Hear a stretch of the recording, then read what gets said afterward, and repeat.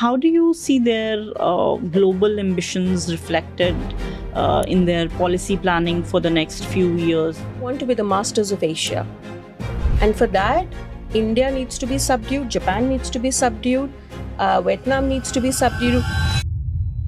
We still have partners who look towards us, like, they want to collaborate for India. And for Indian people, it's not that, something is going to stop them. If today we do not get something from China, we have ways and means to, develop our own or also look out to other collaborating partners. If Taiwan is lost, they have essentially lost the first island and the second island. China is already number one, and US is number two, and US and India are eventually going to fight. Japanese Prime Minister who came to power made remarks about how we'll get involved militarily in case China tries to reunite Taiwan by force. The outward focus is in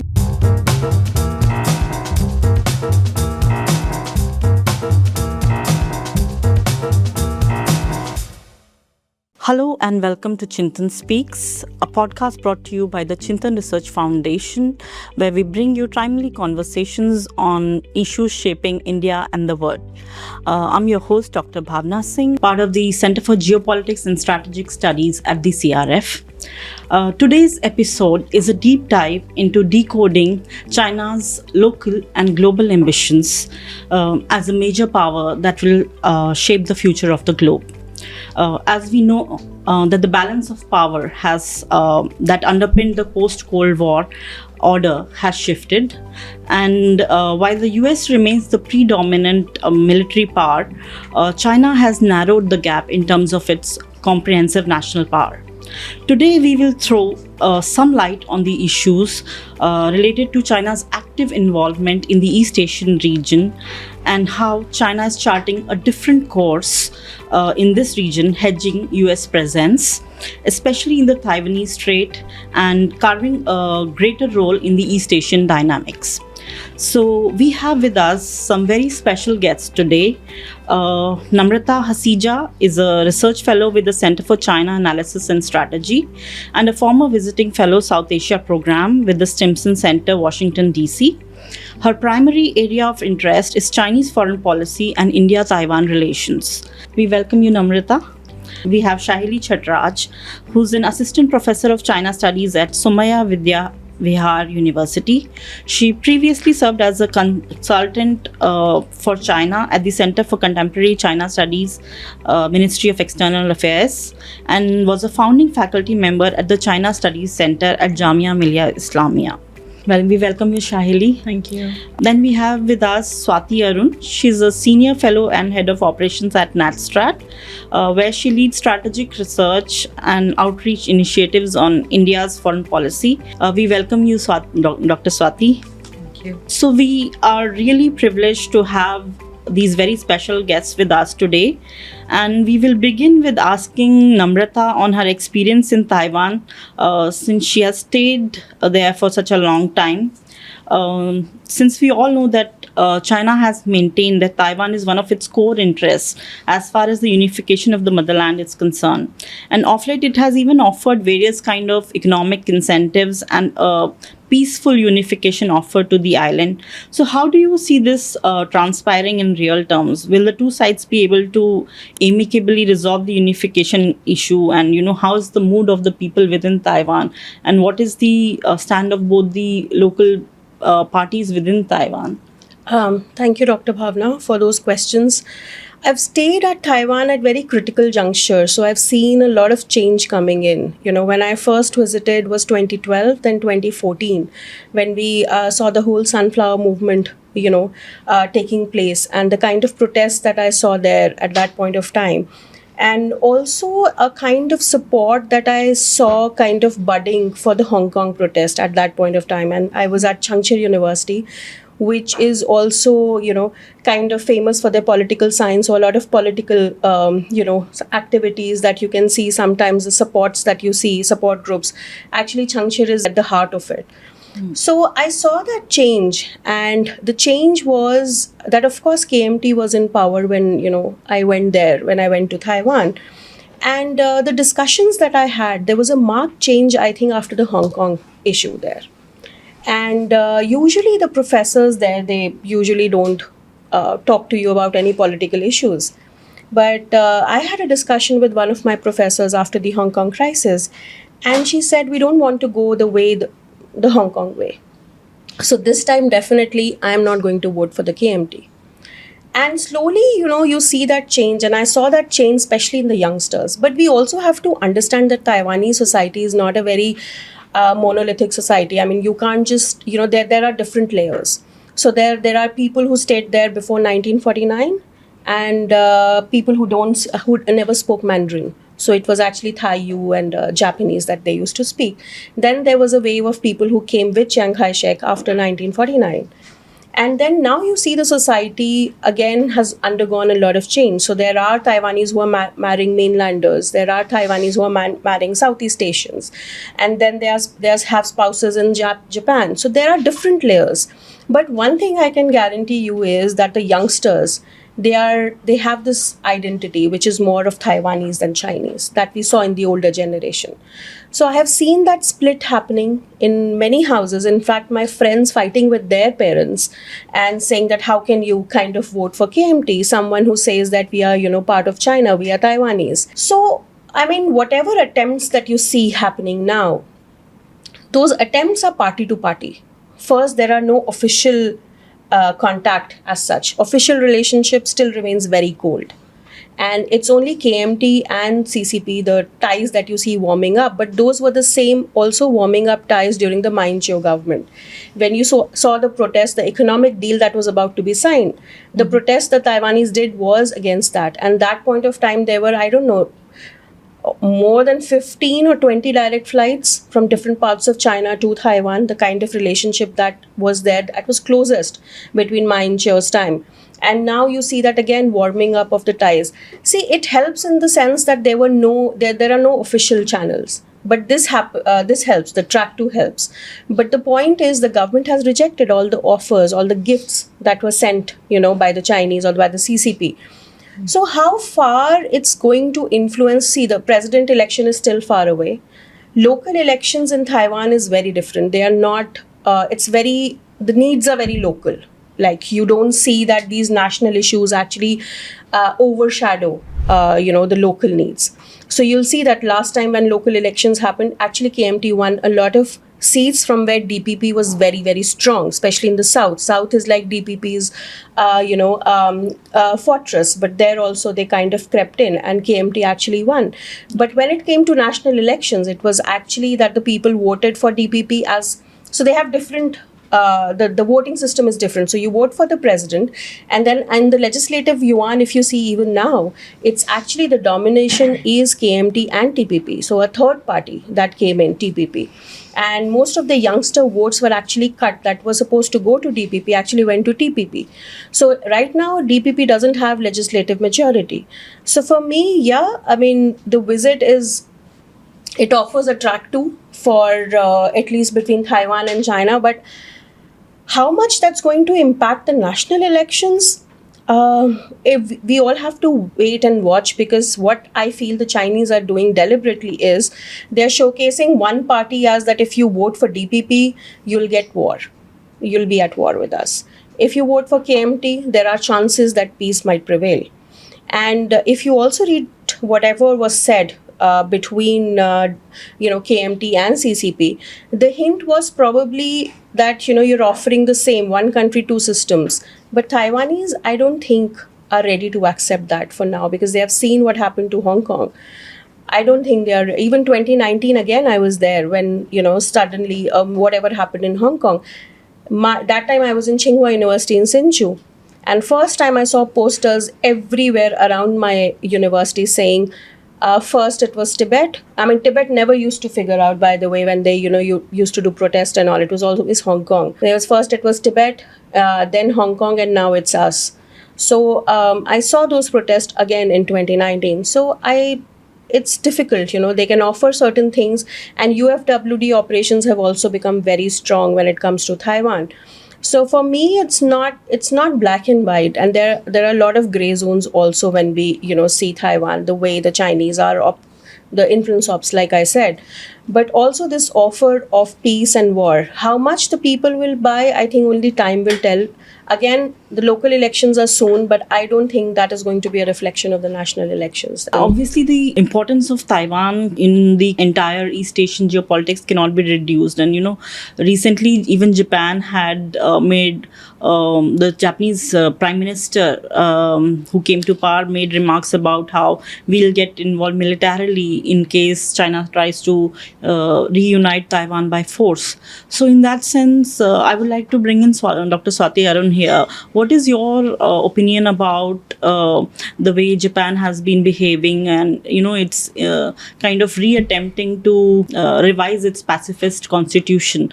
And in that sense, can we think of it as in terms of remilitarization of Japan, or how is Japan going to engage with China under these changed circumstances in the next 5 to 10 years? What kind of role will Japan play in this region? Japan is likely to play a really important role, and singularly important role.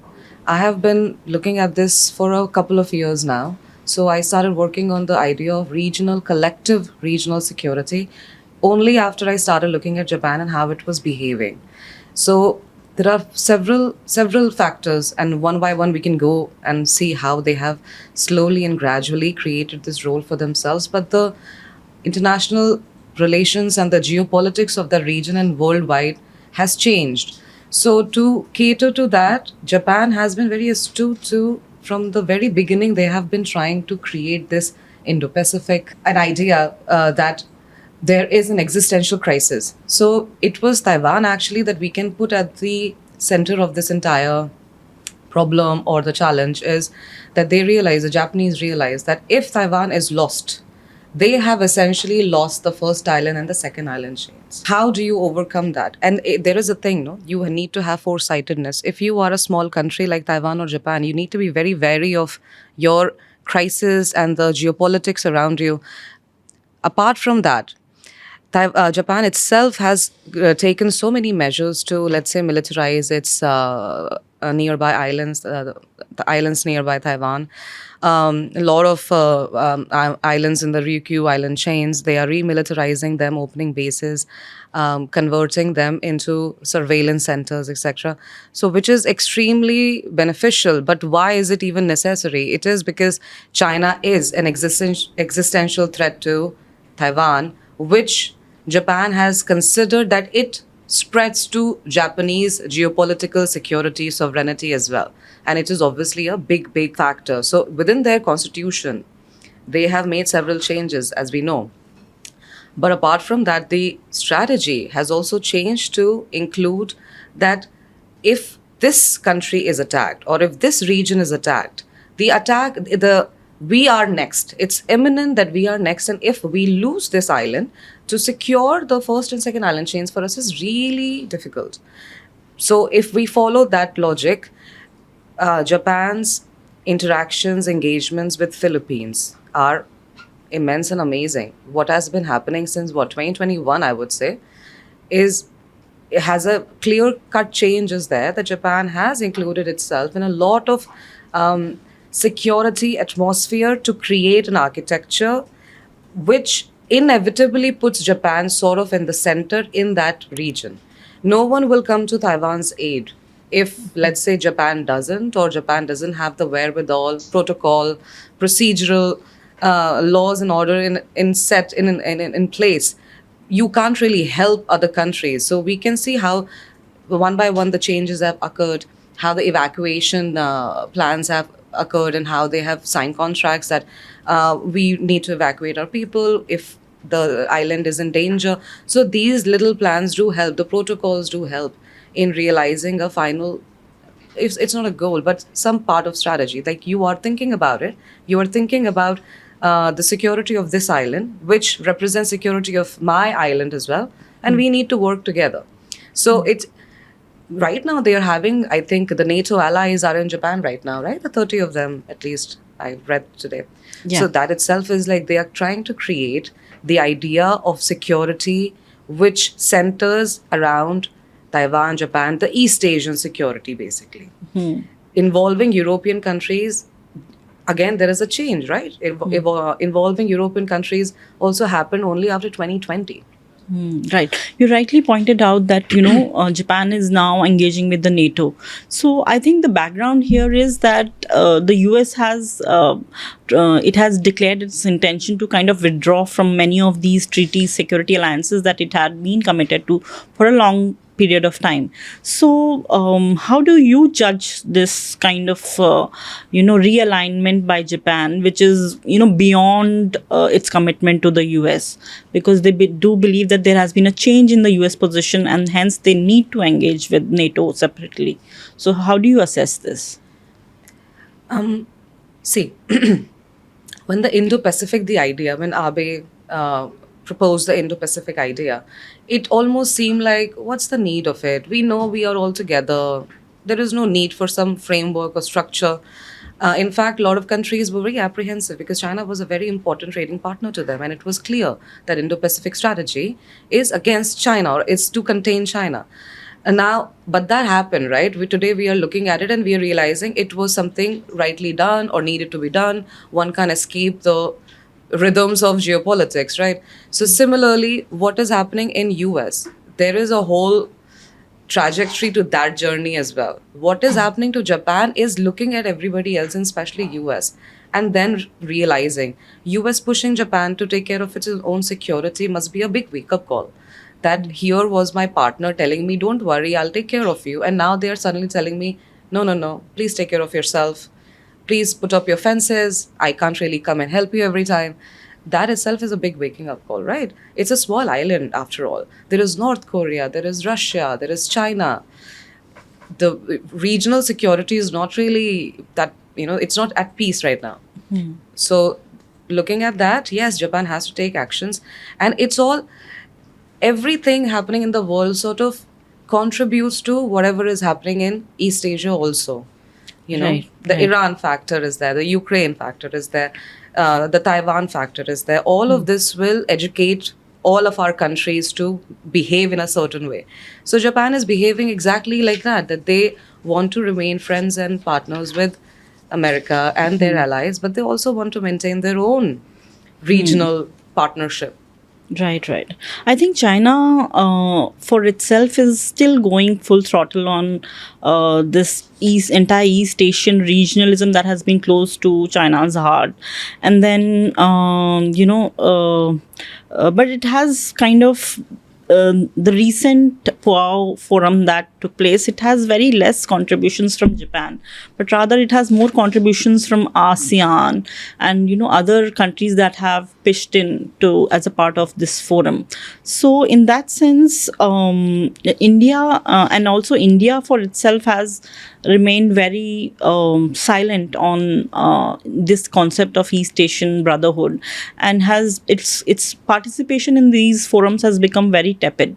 So of late, I think India's stand has also changed in terms of how it is positioning its national interest and its larger vision of the East Asian region.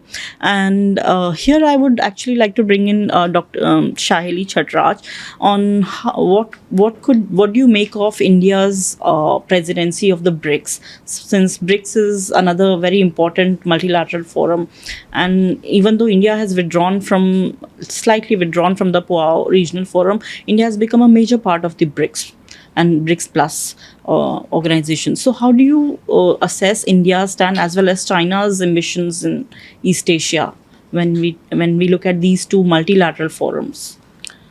Yeah, so BRICS as a multilateral forum and India's involvement in the BRICS. So I have been working very closely with the BRICS because I was working with the CCTV in 2011 when, again, India was hosting the BRICS, and even in the next two chairmanships of, Indian presidency of the BRICS. And India's importance to BRICS is, of course, it's like, given. But at the same time, we see somewhere we also align with this aspect that, the global south is important. We cannot just be contributing to, the globalization and contributing to several other aspects and getting so less in return. Like, for example, China's core interest in the BRICS was to create a partnership which is somewhat capable of countering the West, right? And I think India at that point of time stands with the partners, the BRICS partners, Russia, China, South Africa, and we see through the different forums, like BRICS is now spread across different areas, spread across urbanization forums, spread across financial forums. We are talking about, banking cooperation. We are talking about how to make affordable housing, which is again an issue among all of us developing countries. We are talking about how to create more employment opportunities and all of that. I think BRICS is very, very pertinent. And when we look at BRICS, we see that other than this core forums, we also see the BRICS forum is also now focusing on how to improve, an understanding in India about BRICS, about all the BRICS countries, what is their significance. So we see there's also an initiative to pay importance to more enhancing people-to-people relations, like, looking at BRICS countries through literature, looking at BRICS countries through our history, through our shared history and all of that. In most of these forums, we see, again, I missed out on technology. Technology is a very, very important aspect of all this BRICS forum. We see the BRICS Business Forum, where FICCI actually takes a very, very active part. We see how they are talking about, how to have like better business opportunities, better business cooperation among the BRICS countries, because it has contribution to almost 40% of the global GDP and everything.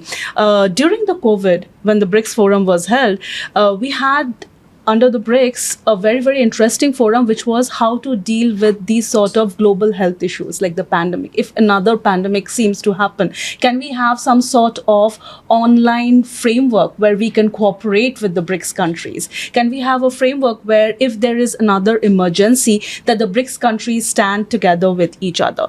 And also food security, talking about manufacturing, increasing and enhancing manufacturing capabilities in India. India, for a long time, we have under Prime Minister Narendra Modi several initiatives which is trying to focus on manufacturing in India. We are trying to focus on how to bring in more international talent to India to help us with technical advancement. We are focusing on R&D. In the technical sector, we are investing in quantum computing. We are investing in AI. We are talking about IoT, the Internet of Things, industrial internet, and all of this. And I think in all of these aspects, today we see that the BRICS countries are much, much ahead than, if we are looking just as US alone. I know, like, for a long time, people would look at US for the most advanced technologies and things like that.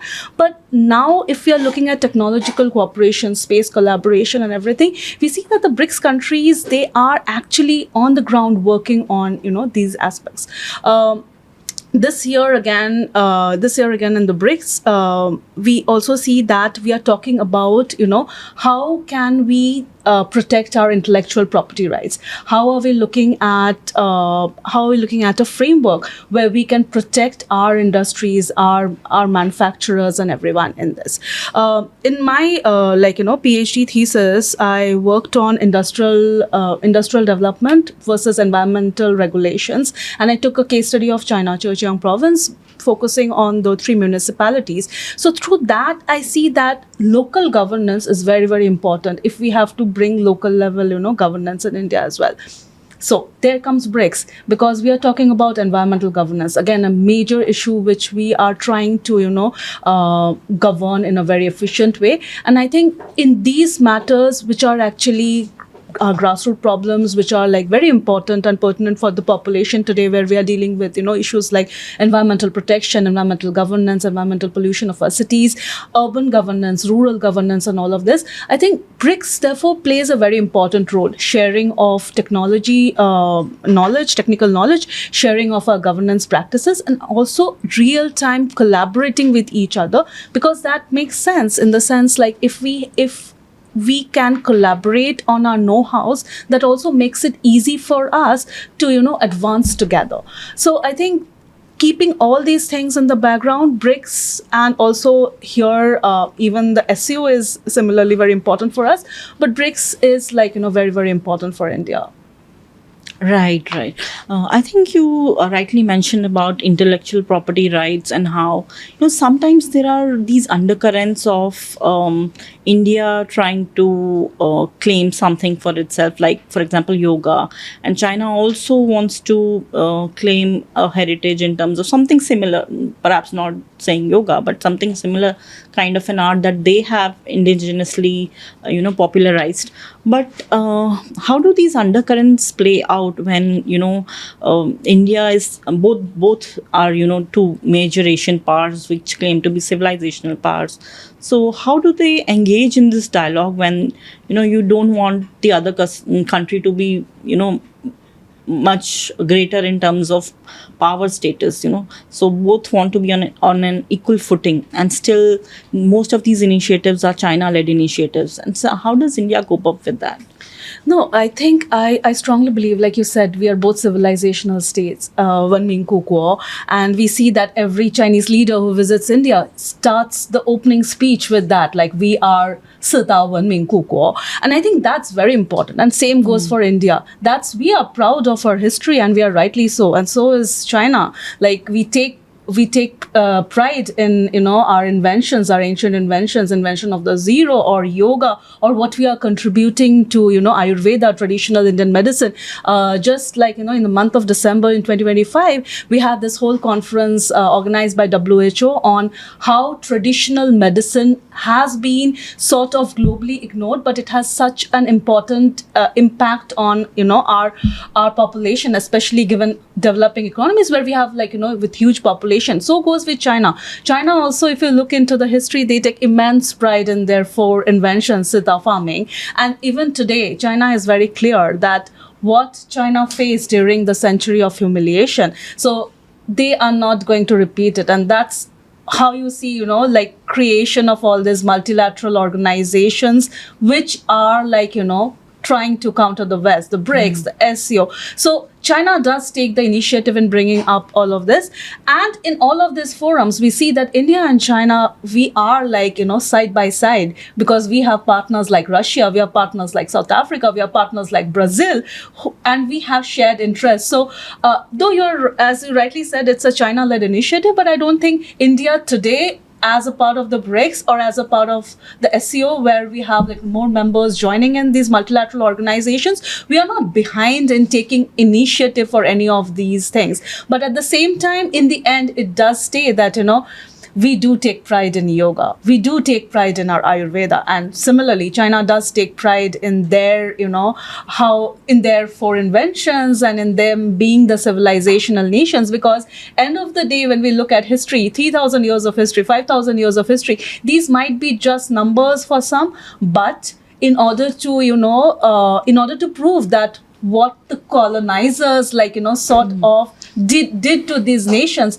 that is not to be forgotten. That is something which today, when Xi Jinping under his foreign policy says that we are not going to anymore follow Deng Xiaoping's Dao Guang Yang Hui and hide and bide time, we are taking more assertive stand. It sort of reflects that same pride that the humiliation that we suffered under the opium war or something, we are not going to consciously repeat that, and we are going to be well prepared. Similarly, we see, if you look at China's foreign policy initiatives this time, it clearly says that we are not going to just look at opportunity-driven globalization, and we are going to look at globalization as also a risk, because we see how China has been sidelined in a lot of standard-setting forums and everything. So this sort of overemphasizing on these are the things which are important to us does mention that that is something we are not going to lose again to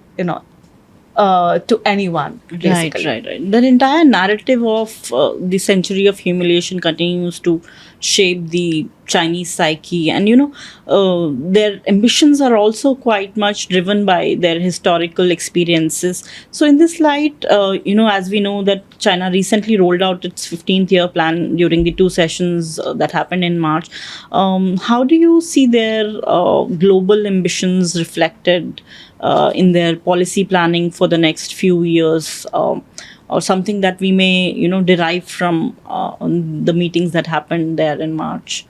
Yeah, so in the 5 year plan, we see there is no major, change from the previous 5 year plan in terms of foreign policy. But it does start with like the documents that has been published by the local government. I just went through the policy document which has been published by the People's Government of Fujian, where they do talk that globalization, how China is going to look at it. Also here again, the narrative building thing. So sometimes my students ask me that, is it just a narrative building which is done deliberately to, put out something? That aspect is there. But we again see like the policy document says that globalization, how do we, now contribute to globalization? China does put a lot of emphasis on AI, quantum, semiconductor capacities. The technology part is very, very evident in the 15th 5 year plan. And also another thing that China talks about is the local governance. So all the documents and how each of the local government, people's government, they actually look at these issues. That is sort of the foreign policy, focus this time. Earlier we see in the previous 5 year plan, we see there is this discussion on how China is going to take more initiative to sort of implement the uneven development, the West versus the East, Western China versus Eastern China.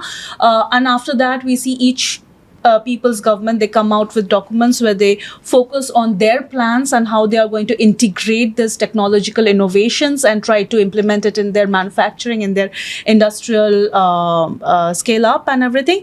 And that there is a continuation of the same thing in the 15th 5 year plan, where they also talk about the supply chain and how to build a stronger supply chain and how to again enhance the manufacturing with more focus on innovation and especially using and taking advantage of the high technology. Right. Dr. Swati, how do you foresee this change or, not discontinuity and a little bit change in the foreign policy aspects in the 15th 5 year plan, and how China might, roll out its ambitions in the foreign, in basically at the regional and also at the global level? I think there is a more emphasis on loyalty than productivity. There is also more emphasis on loyalty in military, in other sectors of your society, where loyalty to the party, to the country is way more important than, let's say, coming out with the most innovative idea or creating the best strategy for your military command, etc. So is my understanding that, and it's not that this change is happening in the 15th year plan. This change is happening because of other changes happening in the world. So they are reacting to those changes, and one can see that there is such focus inwards now and very little focus outward. The outward focus is in military and geopolitics, the actionable part. There is an outward focus there. But apart from that, I don't think so. This 5 year plan is mostly for domestic purposes and giving a direction to the country in the next 5 years. So thinking of that, there is much more focus inside of China that we need to be more resilient.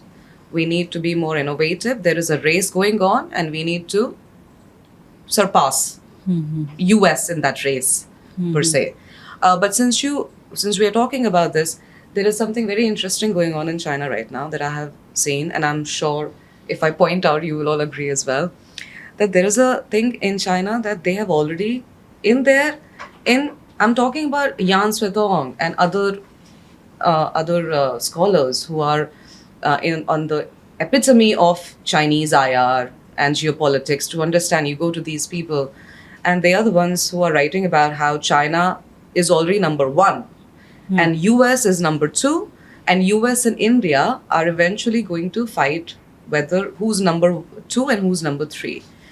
And this is, I'm not saying that this is in one scholarly paper. I'm seeing this almost everywhere. Even Yan Sotong came out. I only saw the excerpts of his latest book where he is writing about the same thing. So obviously we know that he's writing for the Chinese audience, right? He's not writing for us.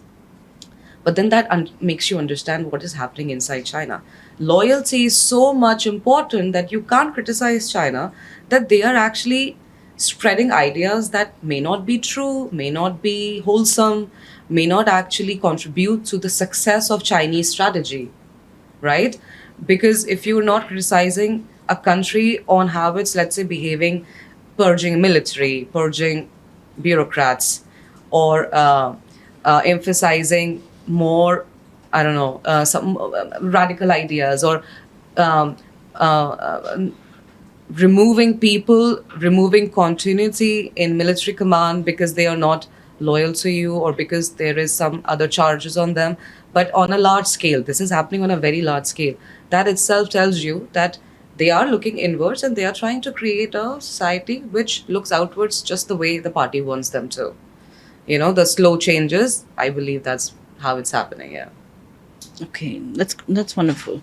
Actually, I think we also need to understand here how the actual leadership looks at their vision for not only China but also the entire world. What they're trying to do in terms of these four global initiatives that they have rolled out: the development initiative, security initiative, global civilization initiative. So in that sense, these four initiatives give a pointer towards this entire change that China wants abroad, also in terms of the normative expectations that we have from China. And we also need to figure out, where does India figure in all of this? So here I would like to bring in Namrata again, and can you speak about the leadership's beliefs and their choices in terms of policy priorities, and how Xi Jinping is looking at not just Taiwan or Japan, but reacting to this entire withdrawal of the US in terms of the current global geopolitical changes that are taking place across the globe. So see, I'll just take you a little back when actually Xi Jinping was given the helm of the party. At that time, all of us know before that the famous Poshalai case that happened, and how he had made inroads in PLA and other departments to kind of get him a seat in the Politburo Standing Committee. They were actually fighting for the same post, right? So when Xi Jinping was actually given the mandate was to clean up the system. I think Xi Jinping has been the only Chinese leader who's shaken up the government, the party, and the military at the same time. I mean, we see as soon as he took over power, and that's what he started doing. So whatever we are talking about, and whatever actually Swati spoke about, the political political loyalty or the political ideology. When Xi Jinping took over, I think he made it very clear. When we at the center we were studying, by 2016, almost 145 major general and above people had already been dismissed. Right? So that had already happened. Now what you're seeing is the top guys. So that is why, people are actually talking about and speaking about it. But Xi Jinping had been very clear about it, right? Then the second thing is that when this happened, at the 19th Party Congress, I think Xi Jinping laid out very clearly. Again, the first leader to lay out very clearly what the Chinese ambitions are. Right, and that was by 2049. They want to be the global. They want to be the global power with pioneering influence. What does that mean? That means that they either want to surpass the US or be where the US is. So that we clearly know what the Chinese ambitions are. And you pointed out the GDI, GCI, GGI, and all these initiatives.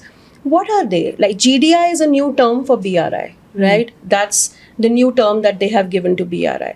In all these aspects, in all these initiatives, what is at the foremost? It's a Chinese wisdom that they're, telling people that it's Chinese wisdom that you can use. And then this shared destiny of humankind. Do we want that? I don't think we want that. I mean, at least as far as I know, India, Japan, Vietnam, these countries are not going to buy that. We don't want a shared future, that the Chinese are dictating, and that's something that the Chinese aim for. So Xi Jinping's ambition is, of course, to be where either surpass the US, like I said, or where US is to be there. And it's on record. You can check. Many times the Chinese have suggested this to their US counterparts, that you take care of the Western hemisphere and we are going to take care. It's all documented. It was during one of the naval visits that the Chinese actually mentioned this. So this is China's ambition. So where does India fit in? India fits in because, see, I'll tell you how China is looking at it. There is a lot of documentation on it. A lot of Chinese language material is already talking about it, and they have been talking about it for a very long time. And that is that they want to be the masters of Asia.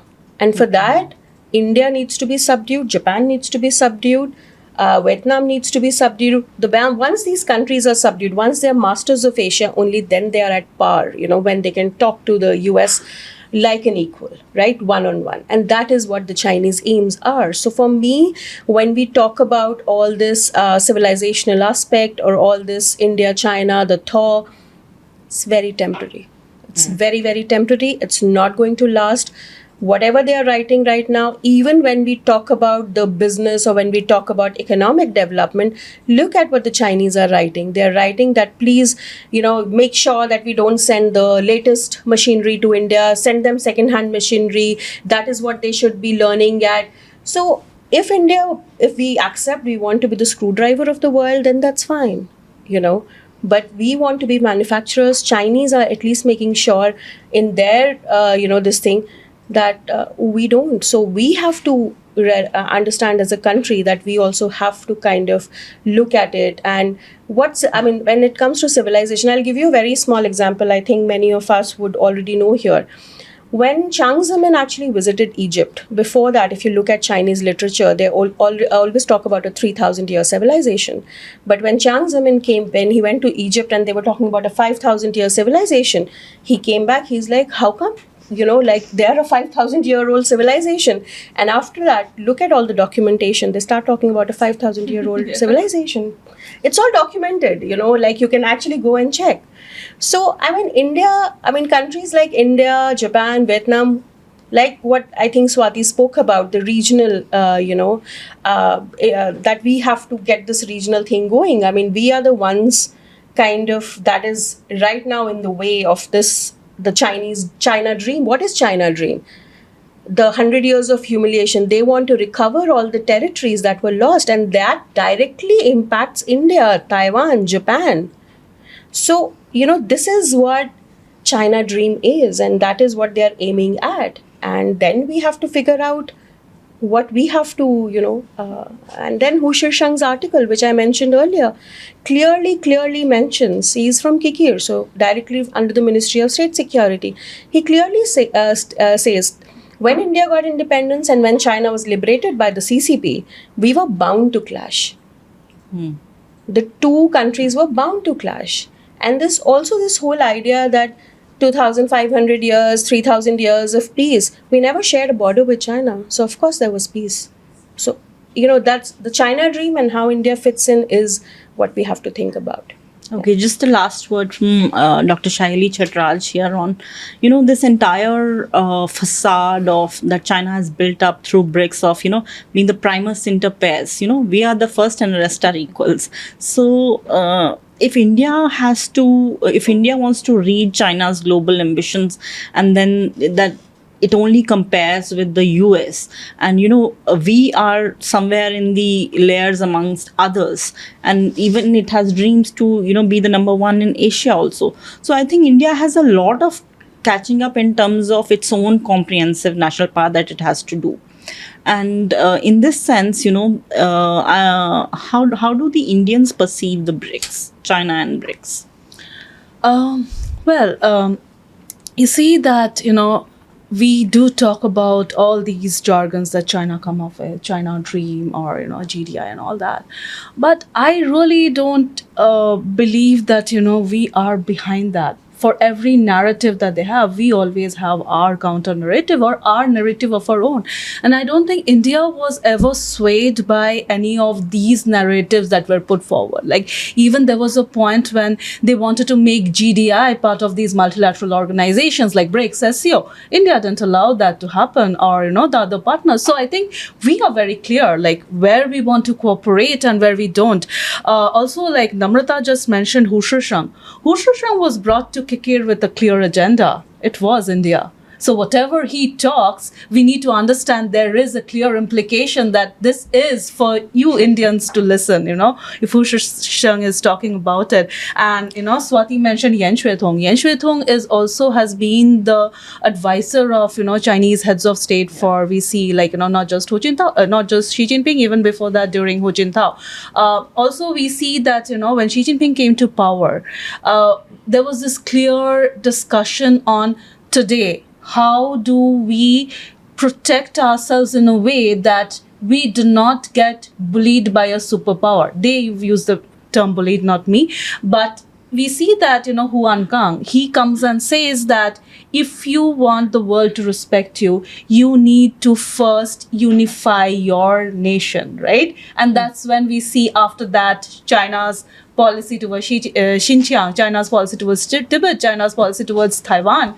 It clearly makes a very, very clear change after that. And again, it is again there in the policy documents. So I think for India now, when we are looking at our development, given our population, our urban-rural divide, unemployment issues and all, we are there where we know that these are the areas where we collaborate with China, where we need China's know-how. And if today China is saying that we are not going to share the advanced technology with you, but it's not something which is stopping us. We are actually a very, very prominent power in South Asia, in the global South.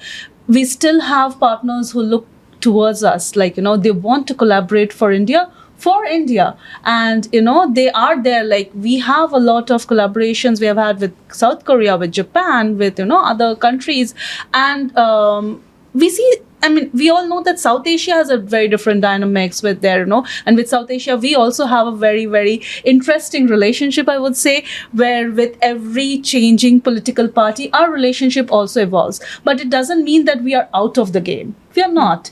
It's just there, and we are also evolving along with others. And so therefore, we see that we are collaborating with China in terms of solar panels, or if we are trying to have our data storage centers to be set up where we need Chinese collaboration and all, we are there. But if today, in terms of high technology, it's like, if China says that, no, we are not going to share this with you, it's not going to stop us. We have the IITs which are working on quantum. IIT Chennai is